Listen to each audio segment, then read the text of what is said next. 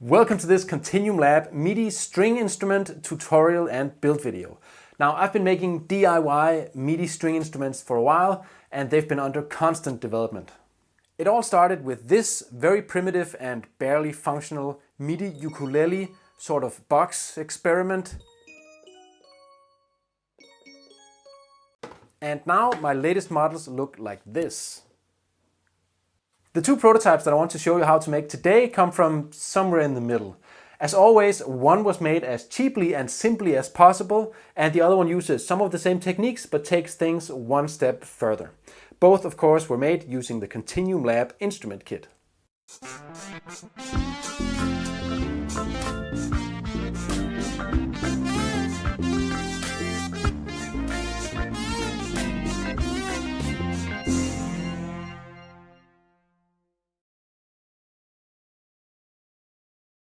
So, we're covering a lot of ground today. One of these instruments has 16 fretboard sensors, the other one has 32. One of them is tuned like a bass and the other one like a ukulele. But don't worry, all of these options come built into the KontinuumLAB Instrument Kit and are pre-programmed onto the microcontroller inside the kit. Now, even if you don't have the kit, you should still be able to make these instruments anyway. You'll just need to source some stuff, some components yourself, and download the instrument code from the link in the description. But of course, if you do have the kit, then you already have all of the sensor materials and components that you need for both of these builds. Plus, as I mentioned, the microcontroller with the code already on it for these instruments and a bunch more. So if you want to get your own KLIK and come play along, then head on over to KontinuumLAB.com where you will find it in the shop. Okay, enough about that, let's get building. So as usual, here in the middle we have some stuff from the KontinuumLAB Instrument Kit, electronics, connections, sensor modules and such. And then over here on the side we have some other materials. We have some corrugated cardboard, some tape, thumbtacks and surprisingly some matches.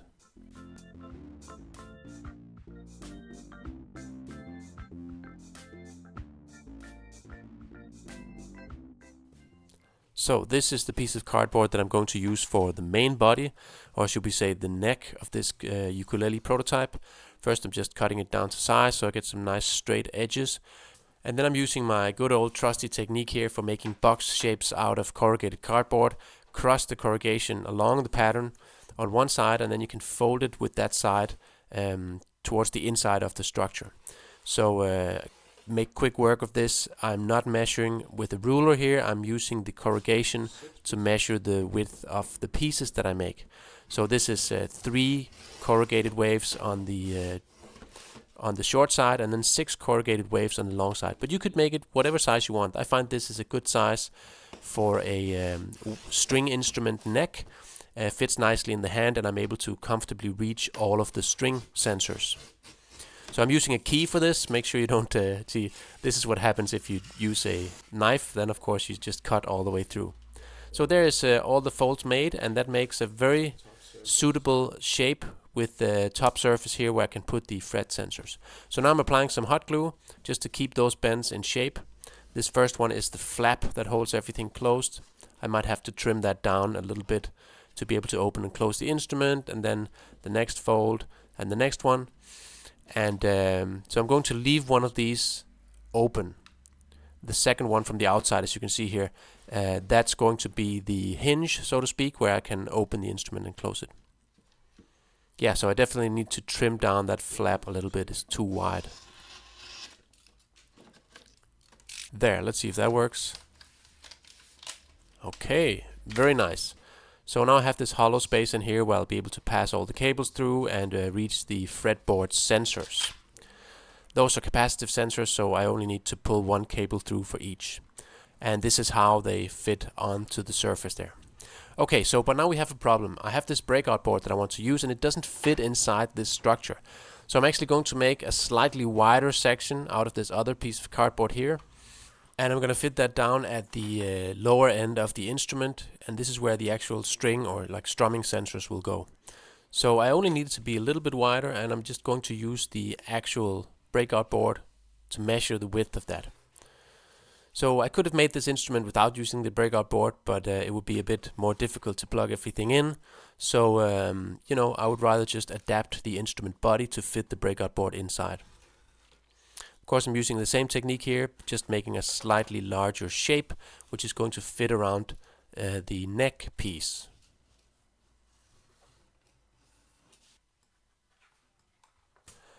Let's have a look at that. Yep, that fits nicely, with enough space over it to plug all the cables in, and that's going to work just great. And it fits over the rest of the instrument, so that's perfect. Let's see, I should probably start by gluing this on here just so that the whole instrument body is one solid piece. That's pretty simple, just put some glue on there, hold it in place till it sets.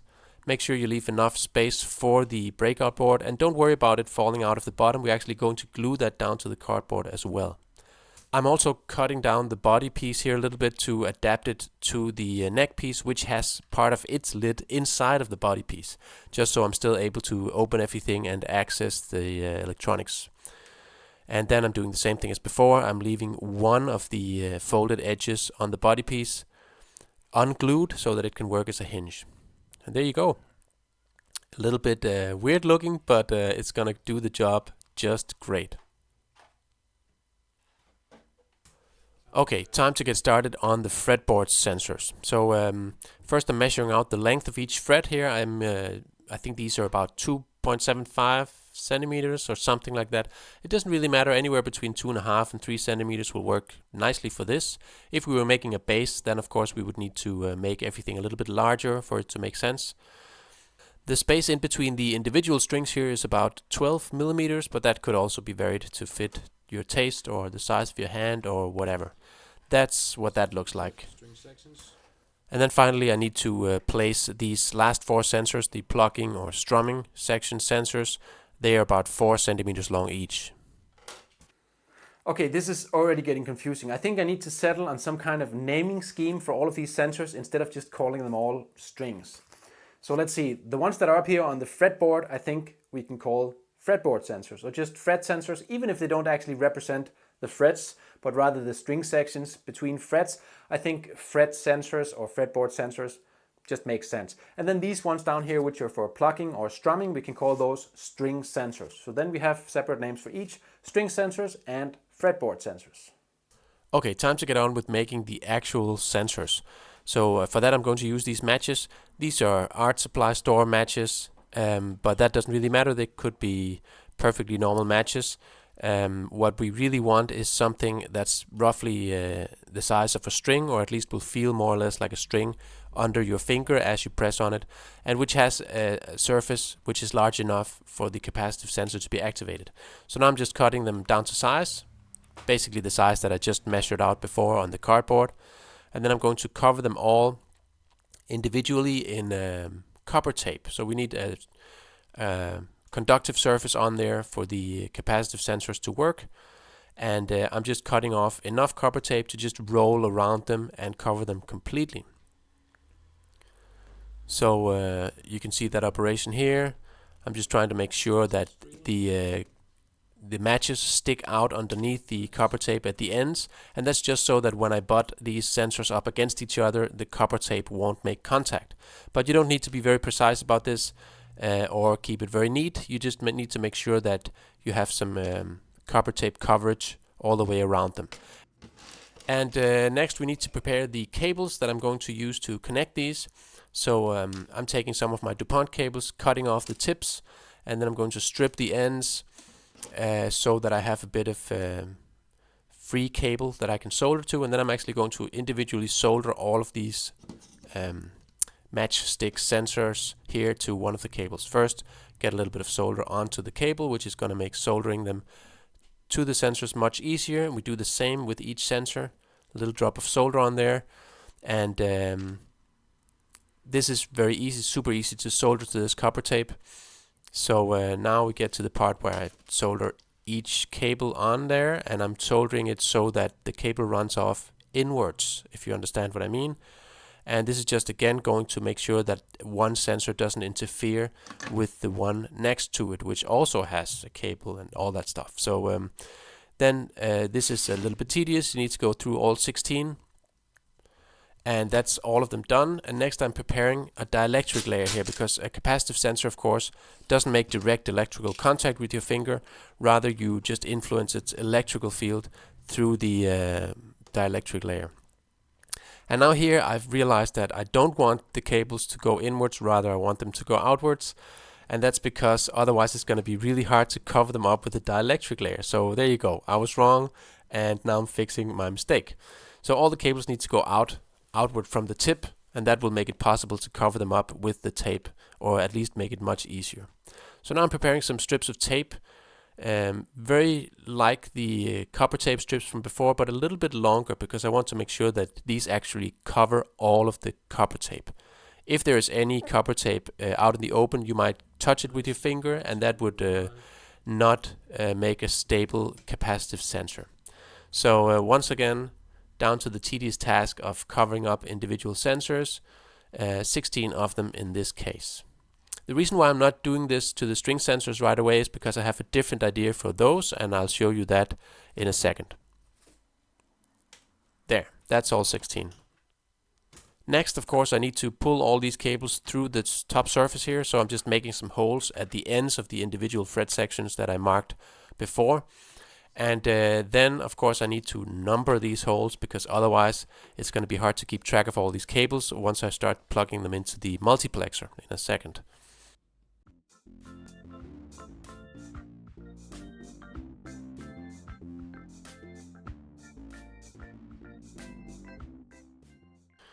And then I can start pulling the cables through. So I just pull them through individually from the outside, and I try to make sure that I combine the colors so that I don't have a lot of the same color one next to the other, because that would make it harder to sort of keep track of. Then as I go along here, I glue each sensor down individually. I'm leaving one flat side of this square match shape down against the surface, and the other flat side upwards. That's going to give me maximal connection when I put my fingers on there, maximum surface area I mean. And so I go through this 4 sensors at a time, just so that I don't have too much of a mess here while I'm trying to glue. And I try to not put too much glue on there, because that would just look really ugly. But also you need to put enough on there to make sure that the sensors stay in place. This is really not a difficult job, but just try to keep the individual, what would be a string on an acoustic instrument, try to keep those straight, because it'll be much easier to play afterwards. And now, as an experiment, I'm laying a little bit of a bead of glue along the frets, which hopefully will feel a little bit like an actual fret once I start playing the instrument. Then I can just check that all the cables fit in there, they fit nicely. And now I can see that this fold here in the cardboard is starting to open up at the seam, so I'll just strengthen that with some more hot glue. This cardboard is a bit thinner than what I normally use, but it works fine.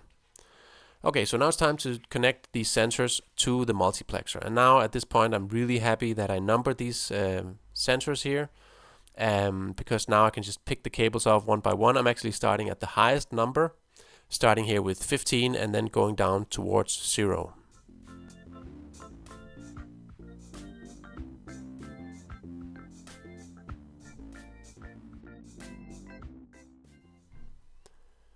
Okay, that's all of those connected. Now it's time to get started on the string section sensors. And for that I'm using a completely different technique here. I want to show you how you can make these string sensors with no soldering. And so I'm actually going to fold these individually out of cardboard. They also need to be a different shape than the fretboard sensors, because I need to activate these sort of sidewards. You know, like if you're strumming a guitar, you hit the strings from the side, not from the top. And of course the fretboard sensors are touched from the top in more of a static sort of way. So I'm making these triangle shapes here using the same technique for folding cardboard. And I don't mind telling you, I did try a few different things here until I actually eventually made it work. And so then I'm of course putting some hot glue on the inside here just to keep everything nice and solid. And so this technique is interesting because it allows me to make these sensors without soldering. So I'm going to use this large bottom surface area that this triangle has to connect with a thumbtack. So I've used this for other instruments when I want to try to not solder, and I use this in my workshops all the time. And so I need to cover this whole thing in a piece of copper tape, of course, to have a nice conductive surface. And so the top two sides of the triangle are going to contact with the finger or be affected by the finger, and the bottom surface is going to always be touching this thumbtack that I'm putting in there in a second. So that's all four of them. Next, I need to make a hole where I'm putting the thumbtack through. The cool thing about thumbtacks is that they connect very easily to DuPont cables. And so I have 4 DuPont cables here, and the great thing, as I said, is that you can basically just plug these thumbtacks into the cable like this. Although, you know, there are better ways of doing this. In fact, let me just show you how I do that. The trick is to hold the thumbtack between 3 fingers, like this. And then you grab the cable by the tip, and then you gently push it onto the thumbtack while twisting,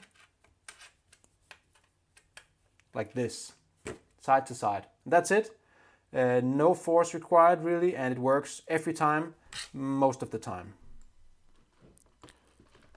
Okay, so that's all 4 of them, and now they're basically where I want them. So now you can see how when I put the copper tape triangle on top, that's going to just have a solid connection to each one of these. And now I'm gluing these down just to stabilize them, but also to hold them off the surface a little bit, which is going to make sure that that connection with the triangle, the sensor on top, is more solid. As you can see, I'm also getting a bunch of glue on the DuPont cable, but that's okay. This is going to be more or less a permanent construction, and so I'm not really too worried about that. So now I need to cover up the copper tape here with a dielectric layer, just like for the fretboard sensors, but of course I need to leave a section open, which is where the thumbtack is going to touch. Otherwise this whole setup wouldn't work. So I'm just leaving one side open like that, making sure that the tape is folded down a little bit over the edges, just so I don't make contact accidentally with my fingers. Then I'm laying down a healthy glob of glue on each side, making sure to not put any on the thumbtack, and then I'm gluing down the sensor. I know this looks really kind of crummy, but I'm telling you, this actually works. I've done this a few times, and it's a perfectly valid technique. So there you go. Now all 4 of them are glued down, and I have the cables pulled through to the inside. So these don't go to the multiplexer, rather they plug in straight to the breakout board. So now I'll just glue the breakout board down to the inside of the body here, and then I'll connect the multiplexer with one of these 8 contact DuPont cables. And then it's time to connect the 4 individual string sensors as well. We'll have another look at the connection graphic in a second, but first let me just put in the final thing here, which is of course the calibration button. All of the KLIK instruments need one of these, and I'm going to put it on the inside here because we have this sort of semi-open instrument body, so that gives me easy access to this button here when I put it on the inside. So just glue it down in a practical place where it doesn't interfere with the rest of the electronics. Then I can plug in one of these double DuPont cables and then connect it to the calibration button connector on the breakout board.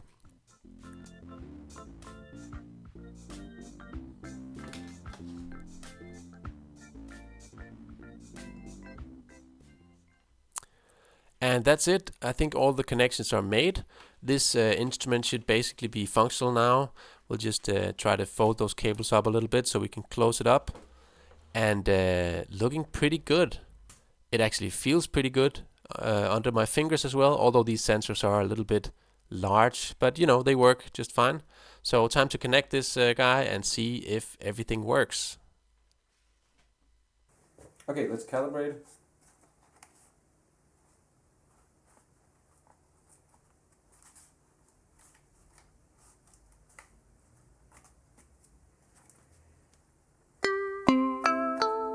Nice.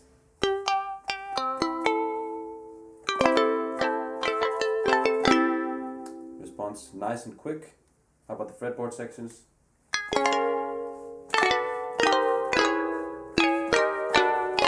Perfect. So let's check string sensitivity from soft to hard. First an individual string.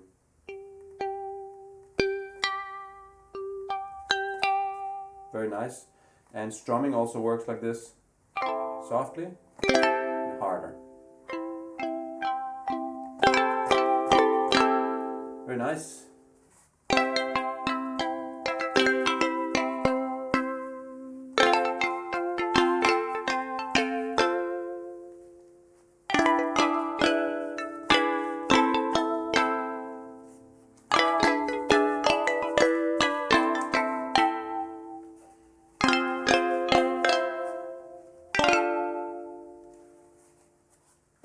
Cool.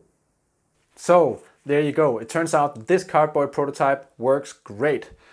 Of course, as I mentioned, you could make this much more elaborate in materials or construction. I'll admit the functionality that this instrument offers certainly deserves a more polished exterior than this. Still, cardboard is always a good place to start.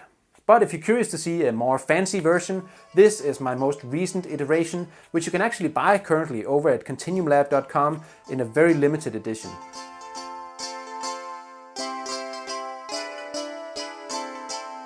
But you could also go the other way and make it even more simple. Take this example, which is the one that I make in my workshops together with kids down to 10 years old. No soldering, recycled materials, and instead of string-shaped sensors, we make this sort of button fretboard, which is easy for the kids to understand and put together. The string sensors are made out of paper clips, believe it or not, and still it works great. Check it out.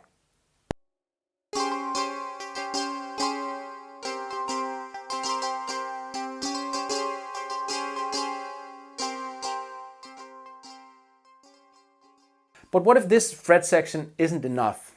I mean, honestly, for a ukulele you would rarely want more than 4 fret sections anyway, but say we were making a bass, for example, and you definitely wanted more frets. Well, you could just make more of the same kind of matchstick-based sensors, but of course there are also other options, and that's what I'm about to show you next. Let's do it. Okay, time to make a bass, and this one, as a main difference with the previous model, has 32 fretboard sensor sections, and so it has twice as much of a lot of this stuff here. So in the middle, of course, we have the stuff that comes with the KontinuumLAB Instrument Kit if you buy the full version of the kit, electronics, connections, and so on. And out here on the side, we have some corrugated polypropylene, also known as fluted plastic, and we have some 3D printed parts. These 3D prints are, of course, used for making the fretboard sensors and the string sensors. We'll get back to that.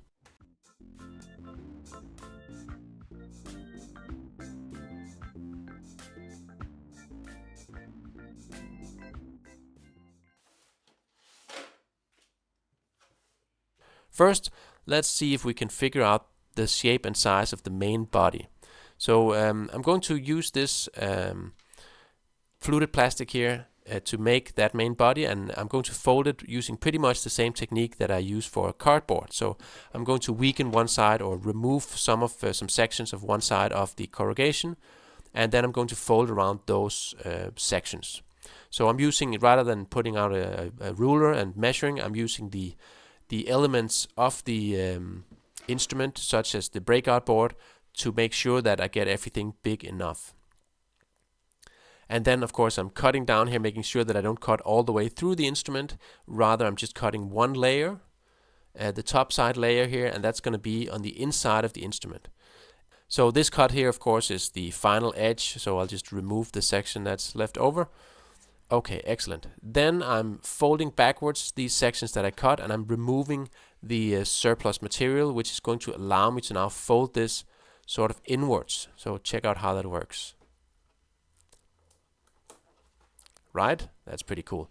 So that part there is going to be the sort of flap, just like on the last instrument, which is going to hold everything closed. And it's basically the same kind of structure here. I'm going to leave one part loose, which is going to function as a hinge. And all of these other sections I'm going to hot glue into a permanent fold or bend. So I'm starting with the flap here, and that's just like on the previous model. I'll probably have to remove a little bit of that to make everything work. And then I just go down the subsequent folds here and make sure I get enough hot glue on there to keep everything closed. So this material is a bit weird. I buy it in the same thickness always, but the corrugation sometimes is a different size. Sometimes it's square sections, sometimes they're rectangular, So that's a bit weird, and some of them are, sometimes I get stuff that's a bit harder to fold than other times. This green one here was kind of a hard material compared to some of the black stuff I use, and so I'm using a lot of hot glue. And it would even be a good idea to score a little bit close to the folds on the inside, which would give the hot glue some more surface area to hold onto. We'll see if I need to do that later on. So then I'm removing a little bit of the flap, and that allows me to then pull the larger section underneath it, and that holds everything closed really nicely. Okay, so I'm pretty happy with that. Next I'll figure out where these fretboard sections go. Now, as I mentioned, I did change this design, and I will make a tutorial on that new design at some point, but this one actually works just fine. So now I'm just sticking this down so that I can just test if everything works according to plan.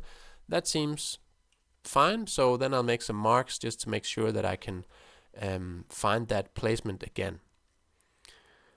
I'm marking down the places where the frets go, because that's where I'm going to pull some cables through at some point. And then of course I do the same thing for this lower string section here.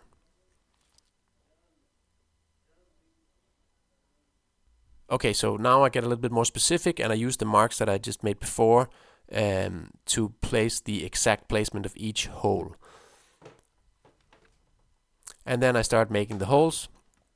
I'm using the same tool as for the cardboard here, just to make the initial hole, but I will need to expand these a little bit because it's not quite big enough for the cables or the heads of the DuPont cables. And this material is quite a bit harder than the cardboard, so I can't just press them through like I did there. So I make all 32 of these holes.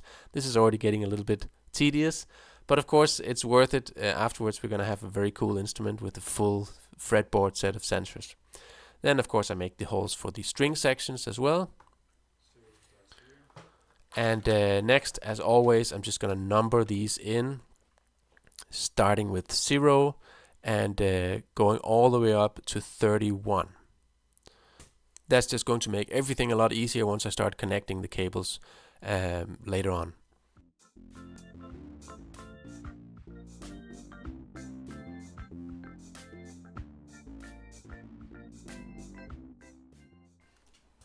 Then it's time to put the copper tape layer onto these sensors here, and I'm just putting it on individually, making sure that I have enough on each to sort of fold back and fit into that hollow section that the fretboard sensor 3D prints have on the backside.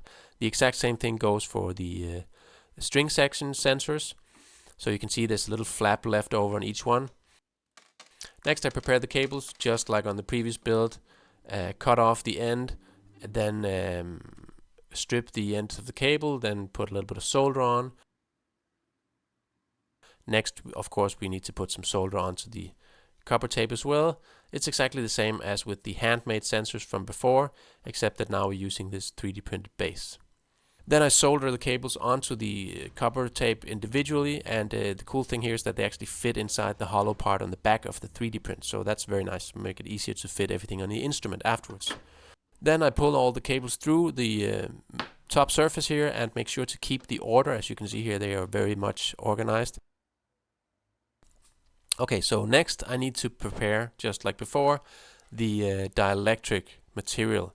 So this is going to cover up each fretboard section sensor individually, and this is a huge pain in the butt, and one of the main reasons why I ended up separating the frets into 4 sensor sections instead of these 16 sensor sections, because that way I can apply the dielectric layer from the end instead of having to kind of fold it around like this. This is really not fun, and I didn't enjoy it one bit, and it's not nearly as stable a solution as what I ended up doing. And then I apply some glue to the sections, and this is the point where I decided really to change that design, because putting these 16 sections on there all at once while making sure that the tape stays in place, the cables fit in the right place, and I get the thing on there before the hot glue sets was just no fun at all. But you know, it works. It didn't end up super aesthetically pleasing, but yeah, I'll just reiterate, it actually works. And so I was pretty happy with it once I was done. But yeah, this This process is not my preferred way of doing this anymore, and I'll certainly get back and show you how I do it on newer versions of this instrument. So let me just explain a bit more in detail the problem that I have with the 3D prints that I used for this prototype's fretboard. They actually do the job okay, but they do have two specific weaknesses, both stemming from the fact that they come with 4 fret sections all printed out together in one piece. First of all, this setup means that you don't have access to the end of each sensor section, so the only option for covering them in the dielectric material is to wrap it around them like you already saw. That means that I'm basically limited to some kind of adhesive tape, which works fine, I guess, but it's hard to make it really neat and is often not especially durable. But when I instead print this other design, where the pieces come out in a single fret section like this, then I do have access to the ends, and that means that I can use heat shrink tubing to cover them, which looks much nicer, it isn't prone to unsticking and coming loose, and which is generally very, very durable. These new 3D models are of course also available for download from the link in the description, and here's a quick demonstration of how I apply the tubing. Everything else in the build up to this point is the same, so then we end up with the individual sensor sections with a piece of copper tape on them and a cable coming off of the end. So then we just take the heat shrink tubing and cut it down to size, making sure that it covers all of the copper tape. Then we slide it in over the cable, over the 3D printed sensor section, and then we heat it up very carefully so that we don't deform the PLA 3D print. And then we repeat that for however many sections we have. So then the other thing is that now that these 3D prints come in smaller sections, they're much easier to apply to the instrument. You only have to keep track of 4 cables instead of 16 at a time, and if like me you're using hot glue, it's so much easier to finish each section before the glue sets. Take a look at this instrument here. This is an example of a similar design to what we're working on right now, but with the new fretboard sections installed instead. But there you go, all the 32 fretboard sections are on there, and then I just need the string sections. They'll fit on much easier because there's just less stuff to keep track of. Try to get that nice and centered. And then of course I need to start connecting the electronics. I think the first thing I'll do is just glue the breakout board in place. I know exactly where that goes, down here at the end. And then from there I can start connecting the multiplexers.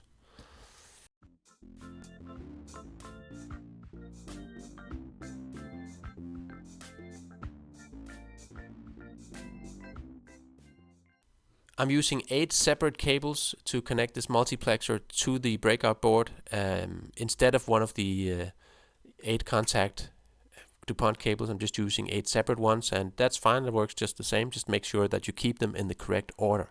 And then of course I start connecting the sensors to the multiplexers, and that's made much easier by the fact that I numbered all of these to begin with. Then I connect just like before the 4 string section sensors, and I'm basically done. Just one final comment before I wrap this one up. As you know, the fretboard and strings here are made using capacitive sensors. And as I've talked about here on the channel in the past, that type of sensor can be sensitive to noise and especially to crosstalk. Now, given the way that I'm wiring everything up here with quite long cables for each sensor, some crosstalk can occur as the cables here in the interior basically sense each other. Now, the KLIK calibration routine takes this into account up to a point, and in this case it actually ends up working just fine. But if you try to fit all of this into an even more narrow space, then you really have to start paying attention to the cable routing. And what I mean by that is to minimize the contact between cables, especially cables from the 2 different multiplexers. So that might mean moving each multiplexer closer to its sensor section with shorter individual cables for each sensor. I'll get into this stuff a bit more in the companion video to this tutorial, and there will certainly be more videos here on the channel in the future about capacitive sensors and the possible issues that you might run into with them. Let's just close it up and see what that looks like. Bit hard to keep track of all these cables here, but yeah, there you go. Okay, that's looking pretty good. Bit of a rat's nest in there, but you know, that's the name of the game. Oh, actually, I'm forgetting one thing, the calibration button. Of course, we need one of these in there. I'm doing the same thing as on the previous instrument, finning it on the inside, because I have this semi-open instrument body. so I have easy access. Just glue that into place and then connect the cable to the calibration button connector on the breakout board. And now we're done.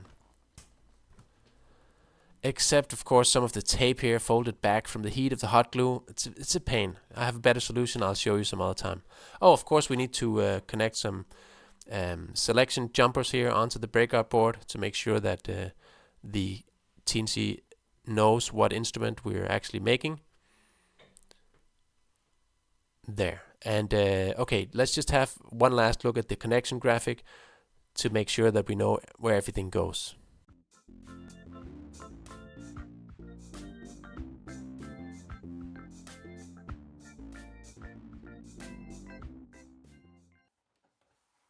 And we're done. So now all that's left to do is to connect this new bass prototype to the computer and see if everything works.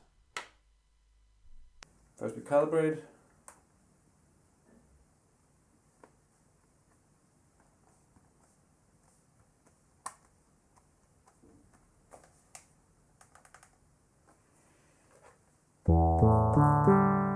Nice.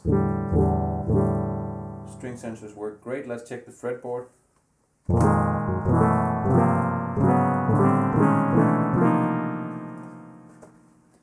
Perfect. We should have some string sensitivity on here as well. Softer, harder.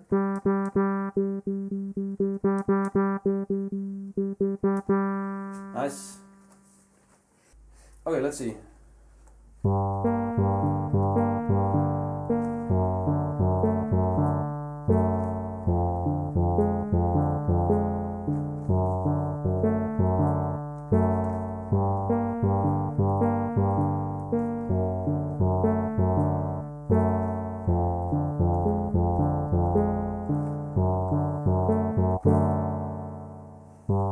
That's it. Even with all the caveats and my disclaimers and whatnot, this other prototype also works just great.